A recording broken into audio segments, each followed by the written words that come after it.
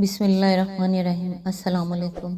آج کی بات، کسی کا صبر دیکھنا ہو تو اس پر تنقید کر کے دیکھو، اور اگر کسی کا ظرف دیکھنا ہو تو اسے عزت دے کے دیکھو، کسی کا خلوص دیکھنا ہو تو اسے مشورہ دے کر دیکھو، اور کسی کی خصلت دیکھنی ہو تو اس کے ساتھ سفر کر کے دیکھو، کسی کی فطرت دیکھنی ہو تو اسے آزادی اور اختیار دے کر دیکھو۔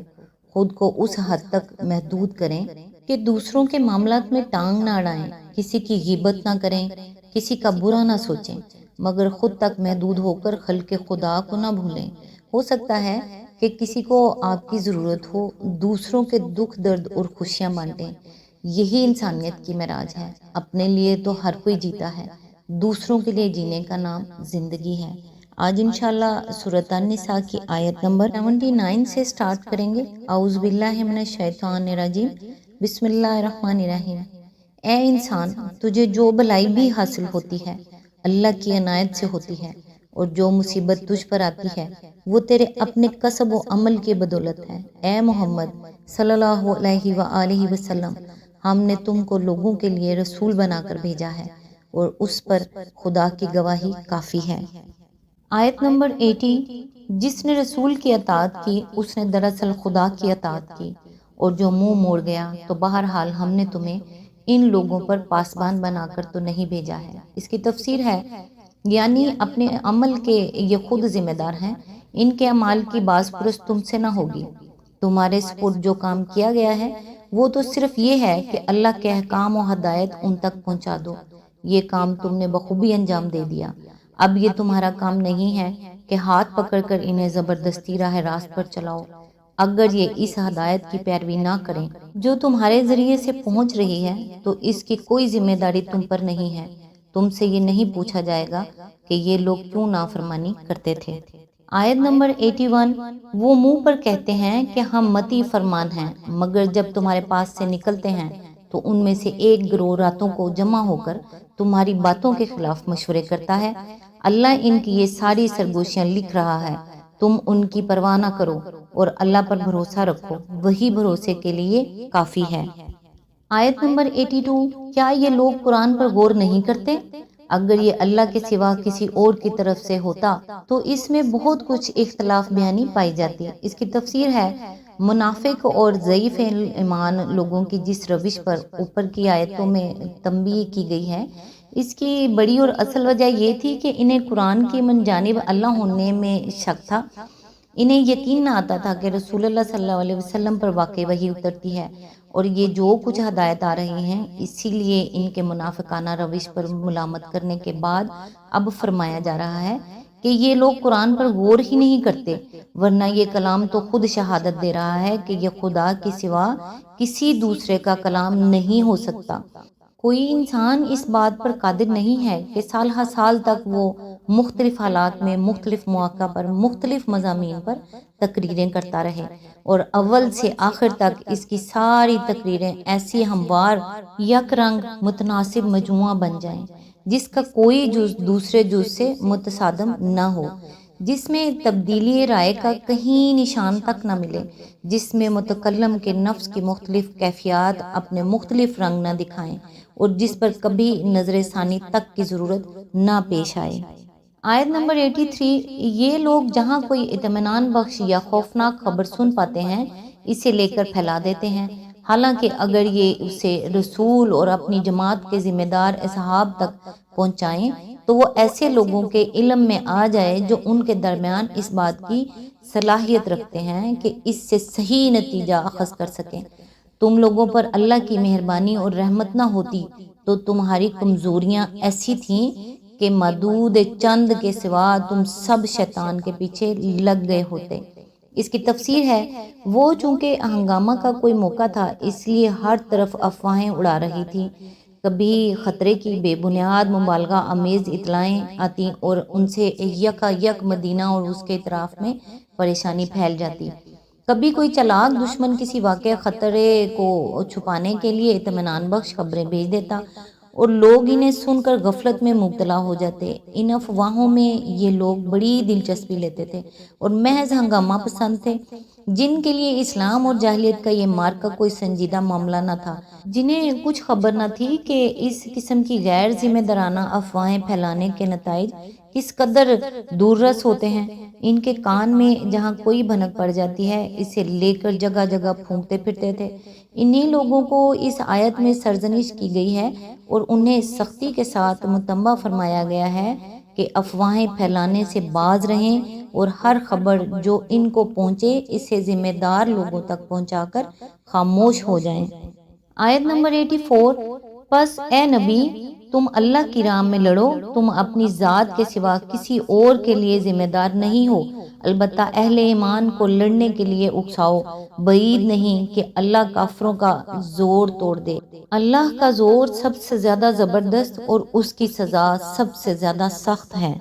آیت نمبر 85، جو بھلائی کی سفارش کرے گا وہ اس میں سے حصہ پائے گا اور جو برائی کی سفارش کرے گا وہ اس میں حصہ پائے گا، اور اللہ ہر چیز پر نظر رکھنے والا ہے۔ اس کی تفسیر ہے، یعنی یہ اپنی اپنی پسند اور اپنا اپنا نصیب ہے کہ کوئی خدا کی راہ میں کوشش کرنے اور حق کو سربلند کرنے کے لیے لوگوں کو ابھارے اور اس کا اجر پائے، اور کوئی خدا کے بندوں کو غلط فہمیوں میں ڈالنے اور ان کی ہمتیں پست کرنے اور انہیں علائے کلمت اللہ کی صحیح و جہد سے باز رکھنے میں اپنی قوت صرف کرے اور اس کی سزا کا مستحق بنے۔ آیت نمبر 86، اور جب کوئی احترام کے ساتھ تمہیں سلام کرے تو اس کو اس سے بہتر طریقے کے ساتھ جواب دو، یا کم از کم اسی طرح، اللہ ہر چیز کا حساب لینے والا ہے۔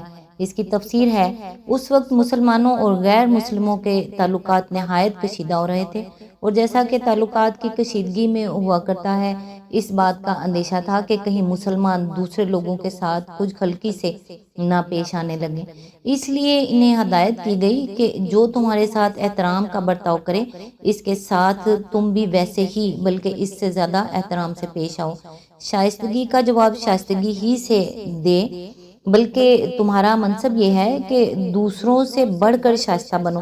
ایک داعی و مبلغ گروہ کے لیے جو دنیا کو راہ راست پر لانے اور موصلی کے حق کی طرف دعوت دینے کے لیے اٹھا ہو، ترش روی اور تلخ کلامی مناسب نہیں ہے۔ اس سے نفس کی تسکین تو ہو جاتی ہے مگر اس مقصد کو الٹا نقصان پہنچتا ہے جس کے لیے وہ اٹھا ہے۔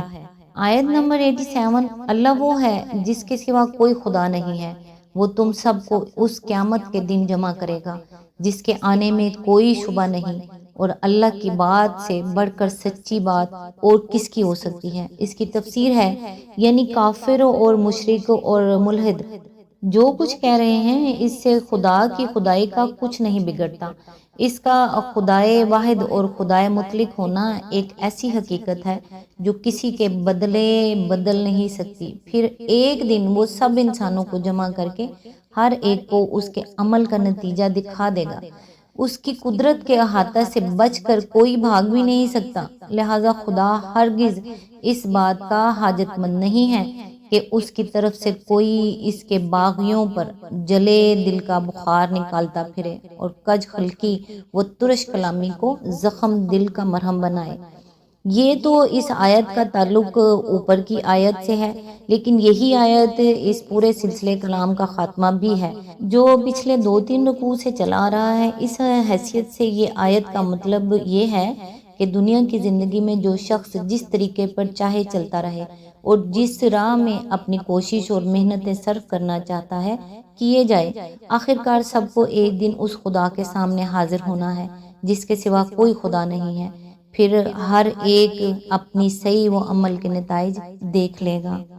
آیت نمبر 88، پھر یہ تمہیں کیا ہو گیا ہے کہ منافقین کے بارے میں تمہارے درمیان دو رائیں پائی جاتی ہیں، حالانکہ جو برائیاں انہوں نے کمائی ہیں ان کی بدولت اللہ انہیں الٹا پھیر چکا ہے۔ کیا تم چاہتے ہو کہ جسے اللہ نے ہدایت نہیں بخشی اسے تم ہدایت بخش دو، حالانکہ جس کو اللہ نے راستہ سے ہٹا دیا اس کے لیے تم کوئی راستہ نہیں پا سکتے۔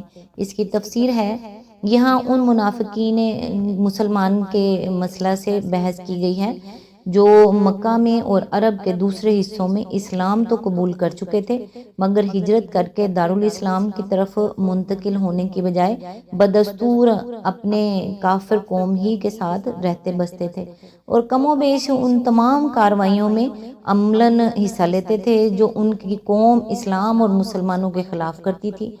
مسلمانوں کے لیے یہ مسئلہ سخت پیچیدہ تھا، ان کے ساتھ آخر کیا معاملہ کیا جائے۔ بعض لوگ کہتے تھے کہ کچھ بھی ہو، آخر یہ ہیں تو مسلمان ہی، کلمہ پڑھتے ہیں، نماز ادا کرتے ہیں، روزے رکھتے ہیں اور قرآن کی تلاوت کرتے ہیں، ان کے ساتھ کفار کا سا معاملہ کیسے کیا جا سکتا ہے؟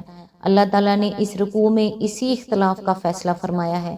اس موقع پر ایک بات کو واضح طور پر سمجھ لینا ضروری ہے، ورنہ اندیشہ ہے کہ نہ صرف اس مقام کو بلکہ قرآن مجید کے ان تمام مقامات کو سمجھنے میں آدمی ٹھوکر کھائے گا جہاں ہجرت نہ کرنے والے مسلمانوں کو منافقین میں شمار کیا گیا ہے۔